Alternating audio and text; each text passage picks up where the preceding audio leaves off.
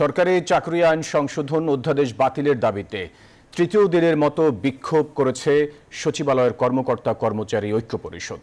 সকাল থেকে এই প্রতিবাদ কর্মসূচি পালন করেন তারা।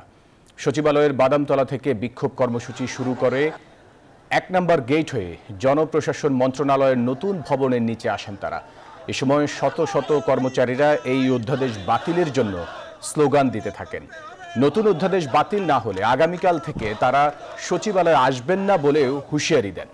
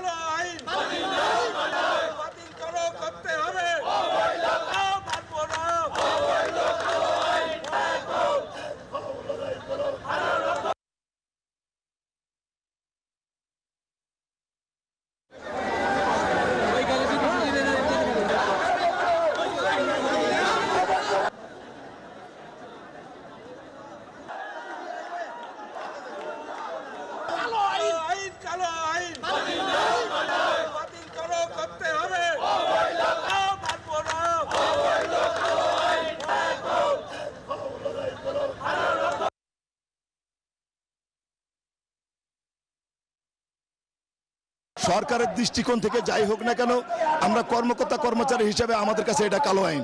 এই আইনটা তো আমাদের জন্য খুব কঠিন হয়ে গেল না।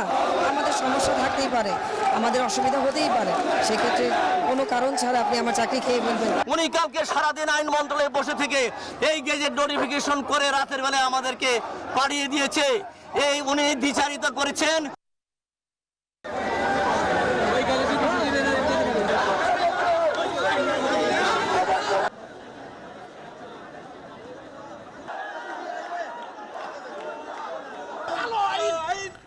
দর্শক, সচিবালয়ের সবশেষ খবরাখবর জানাতে আমাদের সাথে সরাসরি যুক্ত হচ্ছেন সহকর্মী শাহনাজ ইয়াসমিন। ইয়াসমিন, সচিবালয়ের এখনকার পরিস্থিতি কি, আন্দোলনকারীরা কি বলছেন, একটু বিস্তারিত জানতে চাচ্ছি আপনার কাছে।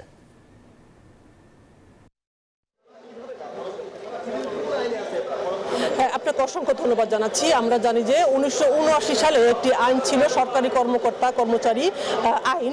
সেই আইনটি 2018 সালে আওয়ামী লীগ সরকার কিছুটা শিথিল করেছিল। সেই শিথিলতার জায়গায় ছিল যে কোনো সময় সরকারি কর্মকর্তা কর্মচারীরা যদি তারা শৃঙ্খলা ভঙ্গ করেও তাহলে তাৎক্ষণিকভাবে তাদের হয়তো শাস্তি হবে না, তাদেরকে বরখাস্ত করা হবে না, তাদেরকে চাকরি থেকে অব্যাহতিও দেওয়া হবে না। এই কয়েকটা ধারা সংশোধন করে 2018 সালে আইনটি সংশোধন হয়েছিল। কিন্তু আমরা দেখেছি 5 আগস্টের পরে এই সচিবালয় সরকারি কর্মকর্তা কর্মচারীদের ভিতরে নানা ধরনের আন্দোলন বিক্ষোভ শুরু করেছিল। ক্ষোভ থেকে তারা জনপ্রশাসন মন্ত্রণালয় ঘেরাও করেছিল, বিভিন্ন আইন মন্ত্রণালয় ঘেরাও করেছিল, এবং তখন থেকে আমরা শুনতে পেয়েছিলাম যে জনপ্রশাসন মন্ত্রণালয়ে তাদের কাছে কিছু প্রমাণ থাকা সত্ত্বেও কর্মকর্তা কর্মচারীদের বিরুদ্ধে তাদের শাস্তি দেওয়ার মতো কোনো সুযোগ তারা পাচ্ছিলেন না। সে কারণ আইনটি 2018 সালে সংশোধনের পরে সেরকমভাবে সরকারের হাতে কোনো শৃঙ্খলা ভঙ্গের অভিযোগে কোনো কর্মচারীর বিরুদ্ধে যদি শাস্তি তাৎক্ষণিকভাবে সরকার নিতে চায় সেটা পারছিলেন না। সে কারণেই গত 1 মাস থেকে জনপ্রশাসন মন্ত্রণালয় এই আইনটি নিয়ে কাজ করছিলেন, কারণ এই আইনটি সংশোধন প্রয়োজন এমন একটি প্রস্তাব স্বরাষ্ট্র মন্ত্রণালয় থেকে দেওয়া হয়েছিল জনপ্রশাসন মন্ত্রণালয়।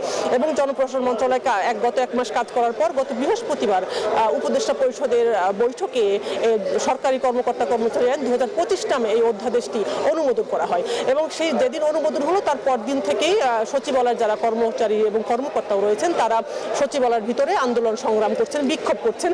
গতকাল এই বিক্ষোভটি আসলে অনেক বড় আকারে তারা করেছিলেন। প্রায় কয়েকশো কর্মকর্তা কর্মচারী তারা স্বরাষ্ট্র মন্ত্রণালয়ে গিয়েছিল, ঘেরাও করেছিল এবং বলেছিল যদি অধ্যাদেশ বাতিল না হয় এই অনুমোদন সরকারের, তাহলে তারা তাদের কর্মসূচি চালিয়ে যাবেন। এবং সন্ধ্যার দিকে দেখেছি আইন মন্ত্রণালয় থেকে এই অধ্যাদেশটি জারি হয়েছে আইন আকারে। এরপর থেকে তারা আজকে সকালে আবার কর্মসূচি ঘোষণা করেছেন এবং এই ঘোষণার পর আজকে তারা কর্মসূচি দিলেন। পরবর্তীতে কি করবেন, কিছুক্ষণ পর আইন উপদেষ্টা আসবেন, তার সঙ্গে দেখা করবেন। আমি একটু কথা বলতে চাচ্ছি যারা এই কর্মচারীর ভিতরে এই বিক্ষোভ কর্মসূচিতে অংশ আছেন, আপনারা কেন এই আইনটি আসলে বাতিল চাচ্ছেন? আপনাদের কি সমস্যা হবে আইনটা হলে? ধন্যবাদ আপনাকে। আসলে আপনারা ইতিপূর্বে জেনেছেন বিভিন্নভাবেই যে আসলে এটা আমাদের ব্যক্তি স্বার্থ, বিশেষ করে দশম গ্রেড থেকে নিচের গ্রেডগুলোর জন্য 20তম গ্রেড পর্যন্ত আমাদের সবচেয়ে মারাত্মক। এতে আমাদের কর্মচারীদের ব্যক্তিগত স্বার্থ ক্ষুণ্ণ হচ্ছে, যে কোনো ইয়েতে তাদেরকে চাকরিচ্যুতির ভয় দেখানো হচ্ছে এবং এটা হলে সেই আশঙ্কায় সুযোগ নাই। তো যাই হোক, এখন এ ব্যাপারে পরবর্তী আপনাদের কি কর্মসূচি একটু ছোট করে যদি আমরা জানি, আমরা আসলে গত 2-3 দিন আগের থেকেই আমরা যখন প্রথম জানতে পারলাম তখন। ইয়াসমিন, আপনাকে ধন্যবাদ আমাদের সাথে যুক্ত হওয়ার জন্য।